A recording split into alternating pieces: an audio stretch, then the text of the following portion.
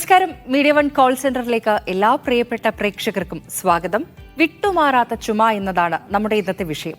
പലതരത്തിലുള്ള പകർച്ചപ്പനികളും അതോടൊപ്പം തന്നെ വിട്ടുമാറാത്ത ചുമയും മൂലം രോഗബാധിതരാകുന്നവരുടെ എണ്ണം ദിനേന കൂടുകയാണ്. ചികിത്സയിലൂടെ ചുമയ്ക്ക് ആശ്വാസമുണ്ടായാലും വീണ്ടും തുടരുന്ന അവസ്ഥയാണ് ഇപ്പോഴുള്ളത്. എന്തുകൊണ്ടാണ് വിട്ടുമാറാതെ ചുമ തുടരുന്നത്? ഇതിനെ എങ്ങനെ പ്രതിരോധിക്കാമെന്നൊക്കെയാണ് കോൾ സെന്റർ ഇന്ന് വിശദമാക്കുന്നത്. ഇതിനായി അരീക്കോട് ആസ്റ്റർ മദർ ഹോസ്പിറ്റലിലെ പൾമനോളജിസ്റ്റ് ഡോക്ടർ മെഹ്റൂഫ AV ആണ് ഇന്ന് നമ്മോടൊപ്പം ചേരുന്നത്. ഈ വിഷയവുമായി ബന്ധപ്പെട്ട എല്ലാ സംശയങ്ങളും പ്രേക്ഷകർക്ക് ഇനി താഴെ കാണുന്ന നമ്പറിൽ ഇപ്പോൾ മുതൽ വിളിച്ച് ചോദിക്കാവുന്നതാണ്. ഡോക്ടർ നമസ്കാരം, സ്വാഗതം. Thank you. ഡോക്ടർ, ഈ ചുമ എന്ന് പറയുന്നത് പല രോഗങ്ങളുടെയും ലക്ഷണമാണ്. അപ്പം ഈ വിട്ടുമാറാത്ത ചുമ അത് കൂടുതലായിട്ട് ശ്രദ്ധിക്കേണ്ട ഒരു കാര്യം തന്നെയാണ്. എന്തൊക്കെ കാരണങ്ങൾ കൊണ്ടാണ് ഇത്തരത്തിൽ വിട്ടുമാറാത്ത ചുമ വരുന്നത്? ബേസിക്കലി ചുമ എന്ന് പറഞ്ഞിട്ടുണ്ടെങ്കിൽ നമ്മുടെ ശ്വാസകോശത്തിലേക്ക് എന്തെങ്കിലും അന്യപദാർത്ഥങ്ങൾ കയറുമ്പോൾ ശ്വാസകോശം അതിനെ പുറന്തള്ളാൻ ഉപയോഗിക്കുന്ന ഒരു പ്രതിരോധ മാർഗമാണ്. പക്ഷേ പല രോഗങ്ങളുടെയും ലക്ഷണങ്ങളായി നമുക്ക് ചുമ കാണാവുന്നതാണ്.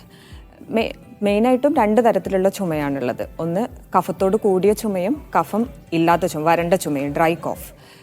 8 ആഴ്ചയിൽ കൂടുതൽ നീണ്ടു നിൽക്കുന്ന ചുമയെയാണ് നമ്മൾ വിട്ടുമാറാത്ത ചുമ എന്ന് പറയുന്നത്. പല കാരണങ്ങൾ കൊണ്ട് നമുക്ക് ഈ വിട്ടുമാറാത്ത ചുമ ഉണ്ടാകുന്നതാണ്. അതിലൊരു പ്രധാന കാരണമാണ് അലർജി. പ്രത്യേകിച്ച് ഈ സീസണിൽ കൂടുതലായിട്ട് കാണാവുന്ന ഒരു കാരണമാണ് അലർജി. അപ്പോൾ പേഷ്യൻറ്റിനോട് നമ്മൾ സിംറ്റം ചോദിക്കുമ്പോൾ കോഫിൻ്റെ കൂടെ അവർക്ക് വലിവ്, ശ്വാസം എടുക്കാനുള്ള ബുദ്ധിമുട്ട്, രാത്രിയും രാവിലെ ആയിരിക്കും, പിന്നെ പ്രത്യേകിച്ച് തണുപ്പ്, പൊടി ഇതെല്ലാം അടിക്കുന്ന സമയത്തായിരിക്കും, പിന്നെ ഫാമിലി ഹിസ്റ്ററി ഉണ്ടാവും, വീട്ടിൽ ആർക്കെങ്കിലും ഇതേ സിംറ്റംസ് ഉണ്ടാവും. അപ്പോൾ ഇതെല്ലാം അലർജീൻ്റെ. അപ്പോൾ കൂടെയുള്ള സിംറ്റം നമ്മൾ ചോദിക്കണം. അപ്പോൾ ഇതൊരു കോമൺ സിംറ്റമാണ്. അടുത്തൊരു കോമൺ സിംറ്റമാണ് GERD, gastro oesophageal reflux disease. GERD എന്ന് പറഞ്ഞാൽ നമ്മൾ ഭക്ഷണം കഴിക്കുമ്പോൾ ആമാശയത്തിൽ നിന്നുള്ള ഭക്ഷണ പദാർത്ഥങ്ങളുടെ കുറച്ച് അംശം അന്നനാളം വഴി തൊണ്ടയിലെത്തുകയും അത് ഇറിറ്റേറ്റ് ചെയ്തിട്ട് കോഫ് വരുന്നത്, ചുമ വരുന്നതാണ്. ഇതും നമുക്ക് ഹിസ്റ്ററി എടുക്കുമ്പോൾ നമുക്ക് മനസ്സിലാവും അവർക്ക് ഗ്യാസ്ട്രൈറ്റിസിൻ്റെ സിംറ്റംസ് ഉണ്ടാവും. കൂടുതൽ സുപ്പൈൻ പൊസിഷനിൽ, കിടക്കുന്ന പൊസിഷനിലാണ് ചുമ വരുന്നത്. നമുക്ക് ഹിസ്റ്ററിയിലൂടെ മനസ്സിലാക്കാവുന്നതാണ്. അടുത്ത ഒരു സിംറ്റമാണ് പോസ്റ്റ് നേസൽ ഡ്രിപ്പ്, ഒരു കോമൺ സിംറ്റമാണ്. അതായത് മൂക്കിൽ ഈ അലർജിക് റൈനൈറ്റിസ്, അലർജി, സൈനസൈറ്റിസ് എന്നിവയൊക്കെയുള്ള പേഷ്യൻസിന് മൂക്കിലൂടെ കഫം തൊണ്ടയിലേക്ക് ഇറങ്ങുക വഴി ചുമ വരുന്നതാണ്. ഓക്കെ ഡോക്ടർ, ഡോക്ടറിലേക്ക് വരാം. നമുക്കൊരു കോളർ ഉണ്ട്. കോഴിക്കോട് നിന്ന് മുസ്തഫയാണ് വിളിക്കുന്നത്. മുസ്തഫ, ഡോക്ടറോട് സംശയം ചോദിക്കാം. മുസ്തഫ, കേൾക്കാമോ? കേൾക്കാം. ചോദിച്ചോളൂ. എന്റെ പേര് മുസ്തഫ കൊമ്മേരി. ഞാൻ കോഴിക്കോട് നിന്നാണ് വിളിക്കുന്നത്. എനിക്ക് കോവിഡ് വന്നിരുന്നു. കോവിഡിന്റെ കൂടെ തന്നെ ന്യൂമോണിയയും ബാധിച്ചിരുന്നു. അപ്പൊ ആ ന്യൂമോണിയ ശേഷം നന്നായി ചുമ, ഇടക്കിടക്ക് ചുമ വന്നുകൊണ്ടിരിക്കുന്നുണ്ട്. അപ്പോ ഇതിനെന്താണ് പരിഹാരം? എല്ലാ ദിവസവും ചുമയുണ്ടോ അതോ ഇടവിട്ട ദിവസം? രാവിലെ രാത്രി കൂടുതൽ അങ്ങനെ എന്തെങ്കിലും ഉണ്ടോ? രാത്രിയാണ് കൂടുതൽ. രാത്രിയാണ്. കഫ ഇല്ലാത്ത ചുമയാണോ? അതെ അതെ. വേറെ മുന്നേ അലർജി എന്തെങ്കിലും ഉണ്ടായിട്ടുണ്ടായിരുന്നു? ഈ കോവിഡ് വരുന്നതിന്റെ മുന്നേ ചുമ, ശ്വാസം മുട്ടല്, തുമ്മല് അങ്ങനെ എന്തെങ്കിലും പ്രശ്നം ഉണ്ടായിരുന്നോ? ഇല്ല ഇല്ല ഇല്ല. വീട്ടിലാർക്കും അലർജി, ആസ്മ അസുഖങ്ങളൊന്നുമില്ല? ഇല്ല ഇല്ല. ഈ കോവിഡ് കഴിഞ്ഞിട്ട് കാണുന്ന ചുമ ഇപ്പോൾ ഒരു കോമൺ പ്രോബ്ലം ആണ്. കോവിഡ് ഇൻഫെക്ഷൻ, പ്രത്യേകിച്ച് ന്യൂമോണിയ, കുറച്ച് സിവിയർ കാറ്റഗറി C-Dയിലുള്ള കോവിഡ് കഴിഞ്ഞിട്ട് കാണുന്ന ചുമ ഒരു കോമൺ പ്രോബ്ലം ആണ്. അതിന് കുറേ റീസൺസ് ഉണ്ട്. ഒന്ന്, ഈ വൈറൽ ഇൻഫെക്ഷൻ കഴിഞ്ഞ് വരുമ്പോൾ ശ്വാസനാളെല്ലാം ഹൈപ്പർ സെൻസിറ്റിവിറ്റി കൂടും. ഈ ഹൈപ്പർ സെൻസിറ്റിവിറ്റി കാരണം ഓരോ ചെറിയ ഇറിറ്റൻസും നമുക്ക് കോഫ് ഉണ്ടാക്കും. വേറൊരു സെൻസറി ന്യൂറോപ്പതി, അതായത് കോവിഡ് മെയിനായിട്ട് കോശങ്ങളെയാണല്ലോ അഫക്റ്റ് ചെയ്യുന്നത്. അതുകൊണ്ട് കോശത്തിന്, നെർവിന് ഡാമേജ് വരും. അപ്പോൾ ഈ ഡാമേജ് വരുമ്പോൾ ഈ കോഫ് കുറച്ച് പേഴ്സിസ്റ്റ് ചെയ്യും. അതും കുറച്ച് കാലം പേഴ്സിസ്റ്റ് ചെയ്യും. നമ്മൾ ഷോർട്ട് കോഴ്സ് സ്റ്റിറോയിഡൊക്കെ കൊടുത്തു നോക്കും. പക്ഷേ കുറേ പേർക്ക് റെസ്പോണ്ട് ചെയ്യും, കുറേ പേർക്ക് റെസ്പോണ്ട് ചെയ്യില്ല. അപ്പോൾ പ്രോപ്പറായിട്ട് ആദ്യം ഒന്ന് ഇൻവെസ്റ്റിഗേറ്റ് ചെയ്യണം. എക്സ്റേ എടുക്കണം. എക്സ്റേയിൽ എന്തെങ്കിലും ഫൈൻഡിങ്സ് ഉണ്ടെങ്കിൽ അതിൻ്റെ ഫെർദർ അസസ്മെൻറ്റിന് നമ്മൾ CT എടുക്കണം. ബാക്കി PFT സ്പൈറോമെട്രി എല്ലാം ചെയ്തിട്ട് അതാണെങ്കിൽ കൺഫേം ചെയ്തിട്ട് നമ്മൾ അതിൻ്റെ ബാക്കിയുള്ള ട്രീറ്റ്മെൻറ്റിലേക്ക് പോകണം. അപ്പോൾ ഡോക്ടർ, ഇപ്പം കോവിഡ് വന്ന സമയത്ത് എല്ലാവർക്കും ഒരുവിധം എല്ലാവരിലും ഈ ചുമ ഉണ്ടായിട്ടുണ്ട്. അപ്പം ഇപ്പോൾ ആണെങ്കിൽ പോലും പുതിയ വകഭേദം വന്നതിൽ പോലും JN1 പോലും ഈ ചുമ ലക്ഷണമായിട്ടുണ്ട്. അപ്പം ഈ ഒരു ഘട്ടത്തിൽ ഇപ്പം മുസ്തഫ ചോദിച്ചതുപോലെ തന്നെ മുൻപേ കോവിഡ് വന്ന് അത് മാറിയ ഒരാൾക്ക് ഇതിങ്ങനെ കുറേ കാലം നീണ്ടു നിൽക്കുകയാണെങ്കിൽ അതൊരു ഈ വിട്ടുമാറാത്ത ചുമ എന്ന് പറയുന്നത് അതൊരു അപകടകാരിയായിട്ടുള്ള ഒന്നാകില്ലേ? ഒന്നാണ്. കാരണം വിട്ടുമാറാത്ത കോവിഡ് പോസ്റ്റ് കോവിഡ് കോംപ്ലിക്കേഷനിൽ സെക്യുലയിൽ ഒരു ഇമ്പോർട്ടൻറ്റ് സെക്യുലയാണ് കോഫ്, പെർസിസ്റ്റൻ്റായി നിൽക്കുന്ന കോഫ്. അപ്പോൾ 3 months കൂടുതൽ പെർസിസ്റ്റൻ്റായി നിൽക്കുന്ന കോഫിനെ നമ്മൾ ഇവാലുവേറ്റ് ചെയ്യണം. എന്തെങ്കിലും റീസൺ ഉണ്ടോ, പാരങ്കൈമ എന്തെങ്കിലും അഫക്റ്റ് ചെയ്തിട്ടാണോ. പോസ്റ്റ് കോവിഡ് കുറേ സെക്യുലാസ് ഉണ്ട്, ഫൈബ്രോസിസ്, അതെല്ലാം നമ്മൾ റൂൾ ഔട്ട് ചെയ്യണം. ഇതൊന്നുമില്ല, ലങ്സ് പാരങ്കൈമ എല്ലാം നോർമലായിരിക്കും, ഇൻവെസ്റ്റിഗേഷൻസ് എല്ലാം നോർമലായിരിക്കും, പക്ഷേ കോഫ് പെർസിസ്റ്റ് ചെയ്ത് നിൽക്കുന്നുണ്ട്. അത് ഈ ഒരു ഹൈപ്പർ റിയാക്ടിവിറ്റി കാരണം, പോസ്റ്റ് വൈറൽ ഹൈപ്പർ റിയാക്ടിവിറ്റി കാരണമാണ്. നമുക്കത് സിംറ്റമാറ്റിക്കലി മാനേജ് ചെയ്യണം. അല്ലെങ്കിൽ കോഫ് കാരണം കുറേ കോംപ്ലിക്കേഷൻസ് ഉണ്ട്, അപ്പോൾ അല്ലെങ്കിൽ അത് അതിലേക്ക് ലീഡ് ചെയ്യും. ഓക്കെ ഡോക്ടർ, നമുക്കൊരു കോളർ ഉണ്ട്. കോഴഞ്ചേരിയിൽ നിന്നും സുമേഷ് ആണ് വിളിക്കുന്നത്. സുമേഷ്, സംസാരിക്കും. Hello. Hello, good evening. Good evening. എൻ്റെ ഒരു സുമേഷ് എന്നാണ്, കോഴഞ്ചേരിയിൽ നിന്ന് വിളിക്കുവാണ്. ഡോക്ടറിന് സംസാരിക്കാൻ. സുമേഷ് ചോദിച്ചോളൂ, എന്താണ് ഡൗട്ട് എന്നുള്ളത് ചോദിക്കാം. അവിടെ എനിക്കൊരു 10 വർഷമായിട്ട് ഈ അലർജിയുടെ പ്രശ്നമുണ്ട്. അത് കൂടി ഇപ്പൊ ചുമയായിട്ട് അങ്ങ് മാറിയേക്കോ. ഇപ്പൊ ഞാൻ ടാബ്ലറ്റ് അന്നേരം കുറച്ച് കുറയും, പിന്നെ മാറി, പിന്നെ ചുമ തന്നെ വീണ്ടും ആണ്. സുമേഷിന് എന്താ ജോലി? ഞാൻ ഗൾഫിലായിരുന്നു, അക്കൗണ്ട്സ് വർക്ക് ചെയ്തായിരുന്നു. ഇപ്പം നാട്ടിലുണ്ട്. പൊടി അങ്ങനെ എന്തെങ്കിലും എക്സ്പോഷർ വരുന്ന ജോലിയാണോ? എന്തോ പൊടി, പുക അങ്ങനെ എന്തെങ്കിലും എക്സ്പോഷർ വരുന്ന ജോലിയാണോ? അല്ല, ഓഫീസ് ജോലിയാണ്. ഓഫീസ് ജോലിയാണ്. സ്മോക്കിംഗ് ഒന്നുമില്ല? ഹലോ, സ്മോക്കിംഗ് ഒന്നുമില്ലല്ലോ? ഇല്ല, അതൊന്നുമില്ല, അങ്ങനെ പ്രശ്നങ്ങളൊന്നുമില്ല. ഇതാണ് ആദ്യം തുമ്മലൊക്കെ ആയിട്ട് സ്റ്റാർട്ട് ചെയ്തിട്ട് ഇപ്പൊ ചുമയിലേക്ക് മാറി. ഇപ്പോഴും ടാബ്ലറ്റ് കഴിക്കുന്നുണ്ട്. ടാബ്ലറ്റ് കഴിക്കുമ്പോൾ 1-2 ദിവസം കുറഞ്ഞിരിക്കും, പിന്നെ പൊടി അടിച്ച ഉടനെ പിന്നെ ഈ തുമ്മൽ വന്ന് പിന്നെ ചുമയായിട്ട് മാറുക, പിന്നെ പനിയാകുക. ടാബ്ലറ്റ് സ്ഥിരമായിട്ട് എടുക്കുന്നുണ്ടോ അതോ സിംറ്റം വരുന്ന സമയത്ത് മാത്രമാണോ? അതെ, അങ്ങനെ 2-3 ദിവസം 4 ദിവസം കൂടുമ്പോഴൊക്കെ ഇല്ലെങ്കിൽ കുഴപ്പമില്ല, ഒരാഴ്ച വരെ. രാത്രി കഴിക്കുന്ന ടാബ്ലറ്റ് ആയിരിക്കും അല്ലേ? അതെ, അത് പുറത്തിറങ്ങിയ പിറ്റേ ദിവസം കഴിക്കണം, കഴിക്കണം. ഇത് മെയിനായിട്ട് അലർജി കോഫാണ്. അതാണ് അലർജി സ്റ്റാർട്ട് ചെയ്തത്, സ്നീസിങ് ഇതുവഴി സ്റ്റാർട്ട് ചെയ്തു, പ്രോഗ്രസ് ചെയ്തിട്ട് കോഫാകുന്നതാണ്. അതിൻ്റെ ഒരു മെയിൻ റീസൺ നമ്മൾ ഇനീഷ്യൽ സ്റ്റേജിൽ അലർജി കൺട്രോൾ ചെയ്യാത്തത് കൊണ്ടാണ്. അപ്പം നമ്മൾ എടുക്കുന്ന ഈ ആൻറ്റിഹിസ്റ്റമിൻ കണ്ടിന്യൂസ്ലി എടുക്കണം. അലർജി എന്ന് പറഞ്ഞാൽ ഒരു ഹെറിഡിറ്ററി ആയിട്ട് കിട്ടുന്ന നമ്മുടെ ബ്ലഡിൽ IgE കൂടുന്നതാണ്. അപ്പോൾ ഈ അലർജൻസ് വരുമ്പോൾ ബ്ലഡ് ഓവർ റിയാക്ട് ചെയ്യുന്നതാണ്. അപ്പോൾ ഇത് കൺട്രോൾ ചെയ്യാന്നുള്ളൊരു ഓപ്ഷനേ ഉള്ളൂ നമുക്ക്. ഇത് കൺട്രോൾ ചെയ്തില്ലെങ്കിൽ ഇത് ലീഡ് ചെയ്യുന്നത് കോഫ്, വീസിങ്, ബ്രത്ത്ലെസ്നെസ് ഇതിലേക്കെല്ലാം ലീഡ് ചെയ്യും. അപ്പോൾ ശരിക്കും നമ്മൾ അലർജി കൺട്രോൾ ചെയ്യുന്നതിലൂടെ നമുക്ക് ഈ കോഫും കൺട്രോൾ ചെയ്യാൻ പറ്റും. പ്രോപ്പറായ ഇൻഹെയിലർ, ആൻറ്റിഹിസ്റ്റമിൻ ഇതെല്ലാം എടുക്കുന്നതിലൂടെ നമുക്ക് ഈ കോഫ് കൺട്രോൾ ചെയ്യാൻ പറ്റും. ഓക്കെ ഡോക്ടർ, മറ്റൊരു കോളറിലേക്ക് പോവുകയാണ്. വിളിക്കുന്നത് നസീമ ഏറ്റുമാനൂരിൽ നിന്നാണ്. നസീമ, ഡോക്ടറോട് ചോദിക്കാം. ഓക്കെ. ഹലോ. ഹലോ ഡോക്ടർ, നമസ്കാരം. ഞങ്ങളുടെ നസീമ, ഒരു മിനിറ്റ്. നസീമ, ഈ ടിവിയുടെ വോളിയം കുറച്ച് ശേഷം സംസാരിക്കാം. അപ്പൊ നമുക്കിവിടെ ക്ലിയർ ആയിട്ട് കേൾക്കാൻ പറ്റും. ഞങ്ങളുടെ മോനെ 9 വയസ്സുള്ള മോനാണ്. ഒരു 6 മാസം കഴിഞ്ഞ എപ്പോഴും ചുമയും ഛർദി. എന്തെങ്കിലും ആഹാരം കഴിച്ചാൽ ഒരു എണ്ണമയോ എന്തെങ്കിലും ചെന്നാൽ ഉടനെ ഛർദിക്കുമായിരുന്നു. ഇപ്പം ഞങ്ങള് ഡോക്ടറെ കാണിച്ച് സ്കാൻ ചെയ്യുകയും എത്ര എടുക്കുകയൊക്കെ ചെയ്തപ്പം അത് പറയും ഗ്യാസിന്റെ ഉപദ്രവമാ, അപ്പം ഭക്ഷണമൊക്കെ നിയന്ത്രിക്ക് എന്നൊക്കെ പറഞ്ഞു. അത് കഴിഞ്ഞിട്ട് കഫക്കട്ടിലും ഛർദിലുമായിരുന്നു. പിന്നെ ഞാനത് കുറെ പാൻഡോപ്പിന്റെ ഗുളിക ഡോക്ടർ കൊടുത്തു വിട്ടു കഴിക്കാൻ പറഞ്ഞു. പിന്നെ ഞാനത് മാറ്റിയിട്ട് ഇവിടെ അടുത്ത് ഹോമിയോ ഡോക്ടറെ കാണിച്ചു. ഇപ്പൊ ഹോമിയോ ഗുളിക കൊടുക്കുന്നത് 3 മാസമായിട്ട്. എങ്കിലും ഇടയ്ക്കിടയ്ക്ക് ചുമയുണ്ട്. ആ കഫമില്ല ഒരു വെളുത്ത നിറത്തിലുള്ള ചുമയ്ക്കുമ്പോൾ പോകുന്നത്, കഫക്കെട്ടിലല്ല. എപ്പോഴാ ചുമ കൂടുതൽ വരുന്നത്? രാത്രിയാണോ? രാത്രി അത് ഇന്ന സമയമൊന്നും, ചിലപ്പോ രാവിലെ എഴുന്നേൽക്കുമ്പോൾ ഒത്തിരി ചുമയ്ക്കും, ചിലപ്പോ വൈകിട്ട്. അങ്ങനെ ഇങ്ങനെ തുടർച്ചയായിട്ടും ഇല്ല, ഒരു ദിവസം 2-3 നേരം എങ്കിലും ഇങ്ങനെ ചുമയ്ക്കും. ബാക്കി എക്സ്റേ എല്ലാം എടുത്തതാണ്? എക്സ്റേ ഒക്കെ എടുത്ത് അതിനകത്തൊന്നും കുഴപ്പമില്ല, ഗ്യാസിന്റെ പ്രശ്നമാണെന്നാ ഡോക്ടർ പറഞ്ഞത്. എത്ര വയസ്സായി മോൻക്ക്? 9 വയസ്സ്. 9 വയസ്സ്. 6 മാസം മുതൽ തുടങ്ങിയതാ? 6 മാസം ആയി.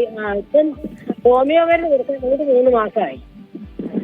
വീട്ടിൽ ആർക്കെങ്കിലും വേറെ ചുമ, വലിവിന്റെ അസുഖം എന്തെങ്കിലും ഉണ്ടോ? ഹലോ. ഈ ചുമയ്ക്ക് മെയിനായിട്ട് 2 കാരണങ്ങളാണ് ഇവരെ ഹിസ്റ്ററി വൈസ് നമുക്ക് കിട്ടുന്നത്. ഒന്ന് അലർജി, പിന്നെ GERD. അതായത് നേരത്തെ ഞാൻ പറഞ്ഞല്ലോ, ഭക്ഷണത്തിന്റെ അംശം തൊണ്ടയിലെത്തുക വഴി. അത് മെയിനായിട്ട്. അപ്പോൾ രാത്രിയൊക്കെ ഭക്ഷണം കൊടുക്കുമ്പോൾ രാത്രി കിടക്കുന്നതിന്റെ ഒരു 3 മണിക്കൂർ മുന്നേ കൊടുക്കുക.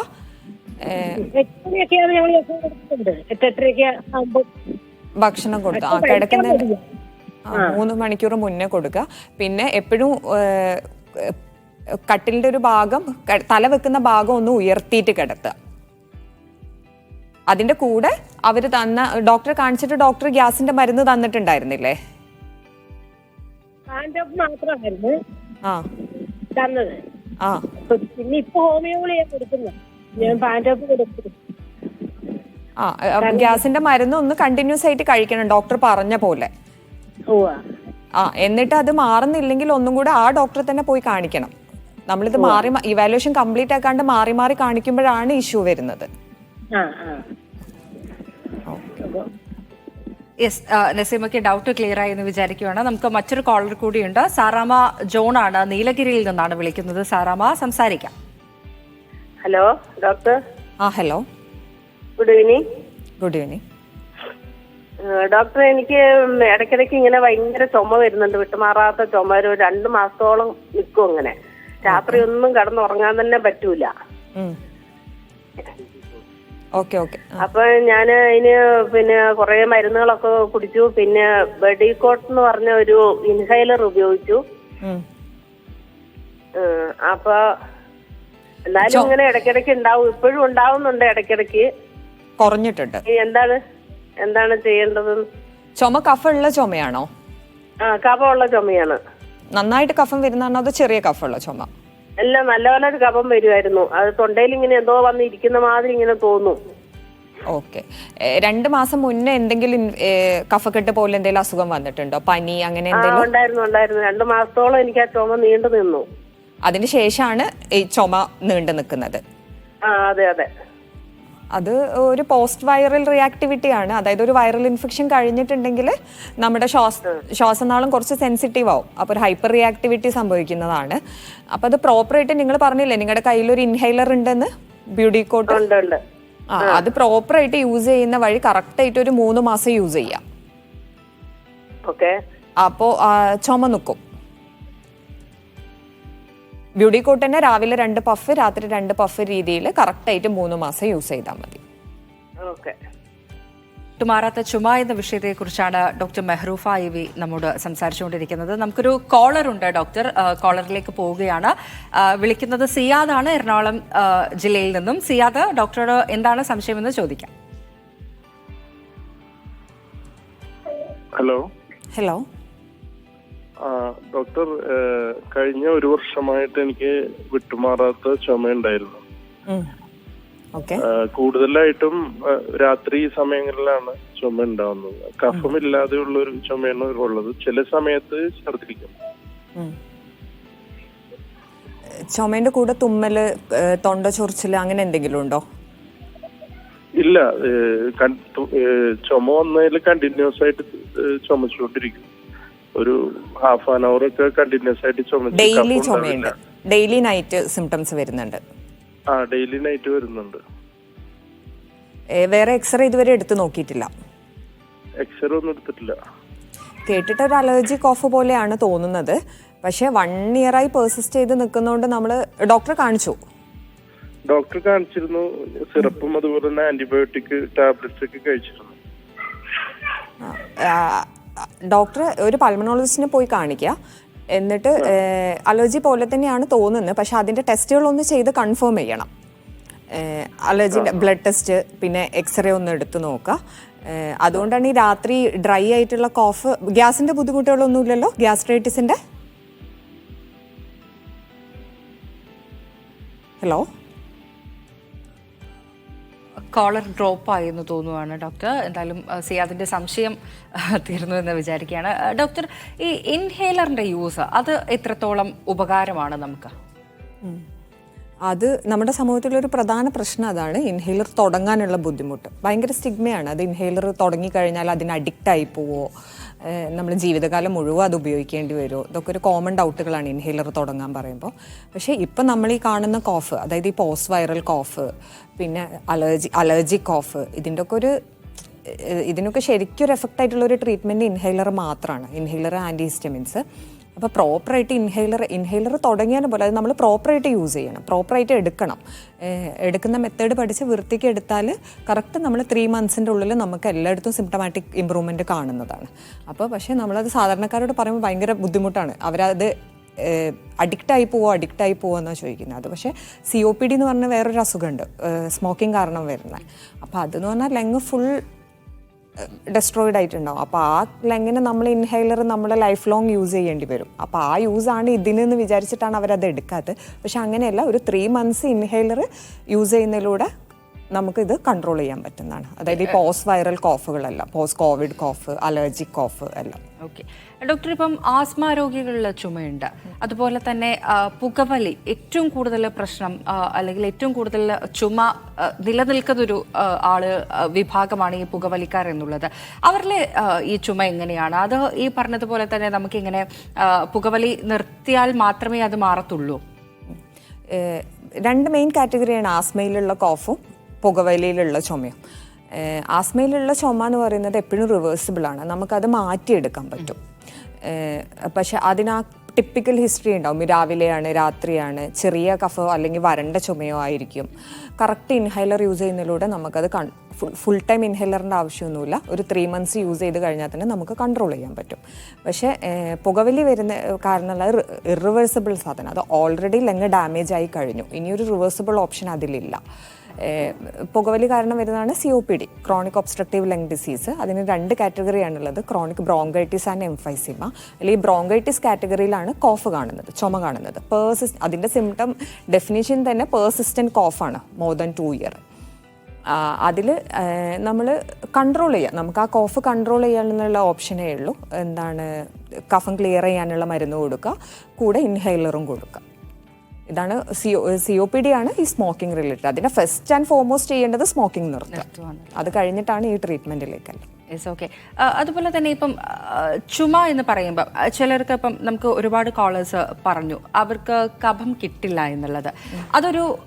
ഒരു വിഭാഗം അങ്ങനെയാണ്. ചിലർക്ക് തന്നെ ചുമയ്ക്കുന്ന സമയത്ത് രക്തം വരാറുണ്ട്. അപ്പം എന്താണ് ഇത് രണ്ടും എങ്ങനെയാണ്? അപ്പം ചില സമയത്ത് നമ്മൾ ഈ നീണ്ടു നിൽക്കുന്ന ചുമയൊക്കെ വന്നു കഴിഞ്ഞാൽ ന്യൂമോണിയ ടെസ്റ്റ് ഒക്കെ നടത്തും. അപ്പം അത് എങ്ങനെയാണ്, ഇത് സിവിയർ ആണോ അല്ലയോ എന്നുള്ളത് നമ്മൾ മനസ്സിലാക്കുക?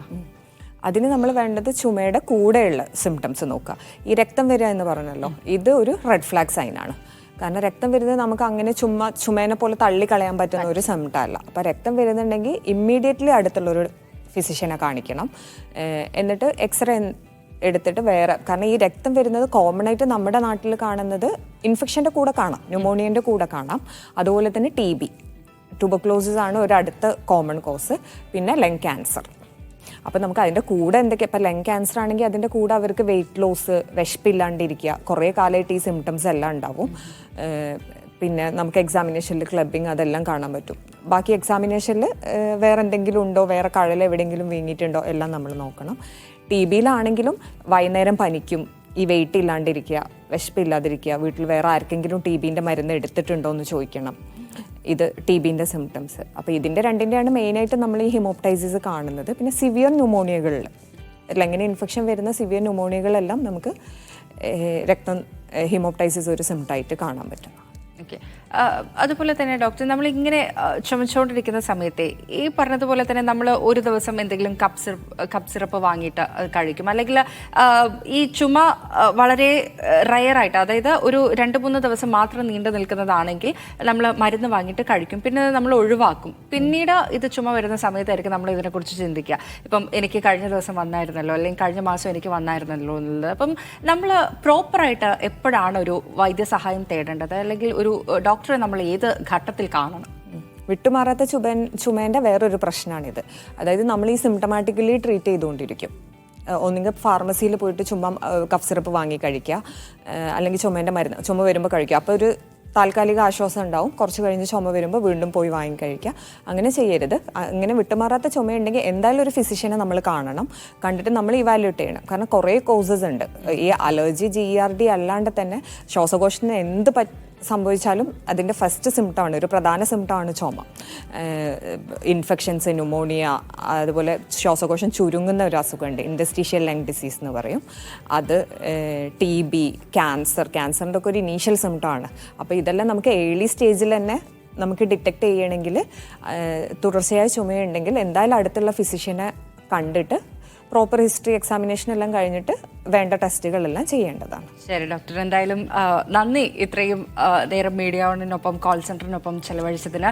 നമ്മളിന്ന് വളരെ പ്രധാനപ്പെട്ട ഒരു വിഷയമാണ് ചർച്ച ചെയ്തത്, വിട്ടുമാറാത്ത ചുമ എന്നുള്ളത്. നമ്മോടൊപ്പം ഉണ്ടായിരുന്നത് ഡോക്ടർ മെഹ്റൂഫ EV ആണ്, പൾമനോളജിസ്റ്റ് ആയിട്ടുള്ള. എന്തായാലും ഇന്നത്തെ ഈ കോൾ സെൻറ്ററിൻ്റെ സമയം ഇവിടെ പൂർത്തിയാവുകയാണ്.